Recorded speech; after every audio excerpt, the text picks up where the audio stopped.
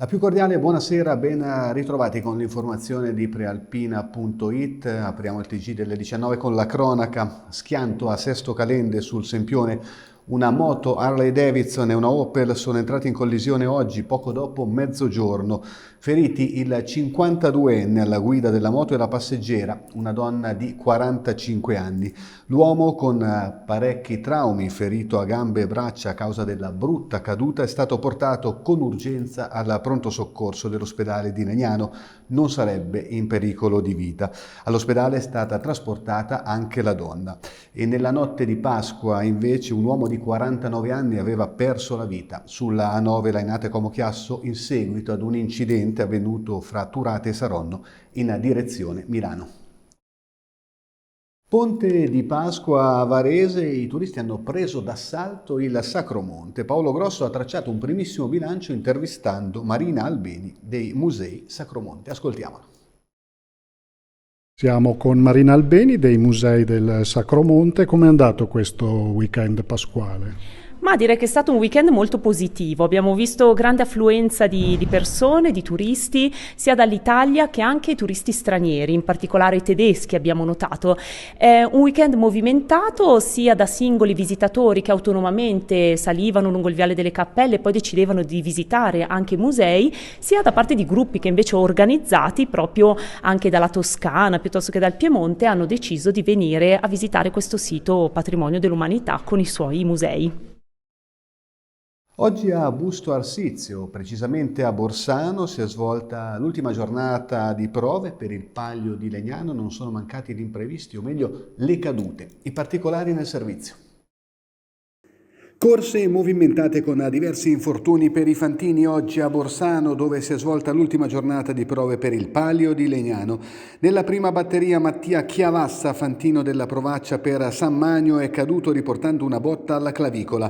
Anche la quinta batteria è stata caratterizzata da una brutta caduta di tutti e quattro i fantini in pista, coinvolti Gavino Sanna di Sant'Erasmo, Giuseppe Zedde, Sant'Ambrogio, Giosuè Carboni, La Flora e Walter Pusceddu, San Magno. Quest'ultimo è stato l'unico a non aver avuto bisogno dell'intervento dell'ambulanza. Gli altri fantini sono stati trasportati al pronto soccorso per accertamenti. Preoccupano in chiave palio soprattutto le condizioni di Carboni e di Chiavassa.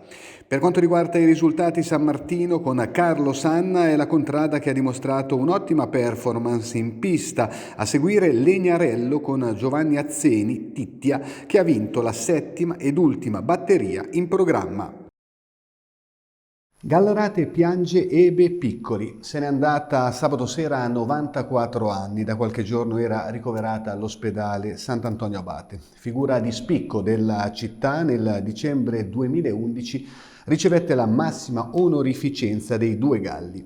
È stata la preside che ha fatto grande il liceo scientifico dei Tigli e ricoprendo anche il ruolo istituzionale di assessore alla cultura nelle giunte pentapartito degli anni '80, è stata a lungo il punto di riferimento cittadino del Partito Repubblicano Italiano. Ora ci trasferiamo a Busto Arsizio, dove è tornata la benedizione dei trattori. Il servizio è realizzato da Francesco Inguscio. Tutto esaurito e grande entusiasmo per la Sagra della Veroncora, una delle feste di quartiere più storiche e sentite di Busto Arsizio. Dopo 2 anni di interruzione a causa del Covid, stamattina è stata rinnovata la tradizione della sfilata dei trattori.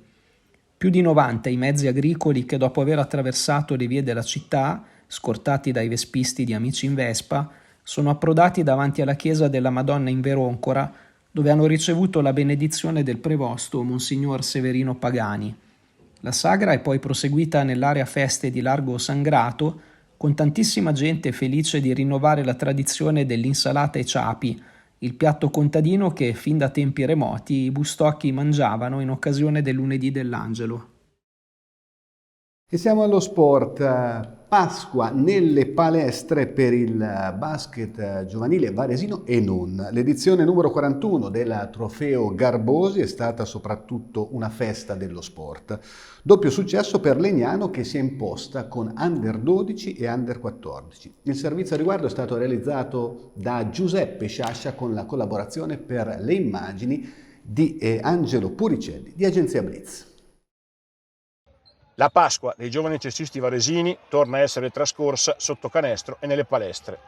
Il Trofeo Garbosi 2022 riporta le tribune piene per quanto riguarda le finali tra il giorno di Pasqua a Gallarate della categoria Under 12 e l'atto conclusivo di Under 13 e Under 14 disputate nella mattina di Pasquetta a Malnate.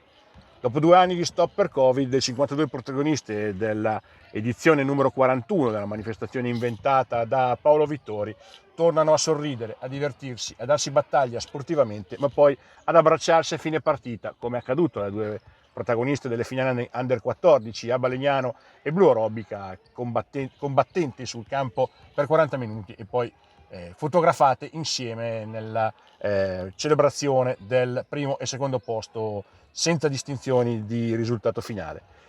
Da parte del Leone l'ha fatta proprio l'ABA, la società del nuovo responsabile Giovanni Todisco, ha vinto con gli Under 12 e Under 14 e si è piazzata al terzo posto con gli Under 13.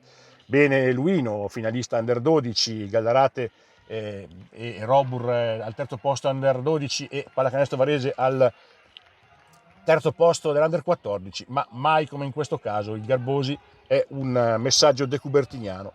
Partecipa chi vince, o meglio, vince chi partecipa, piuttosto che vince chi celebra sul campo. Alla fine festeggiano tutti e questa è la cosa più bella. Con la pallacanestro si chiude questa edizione del TG di Prealpina.it, appuntamento che si rinnova domani alle 13. Buona serata.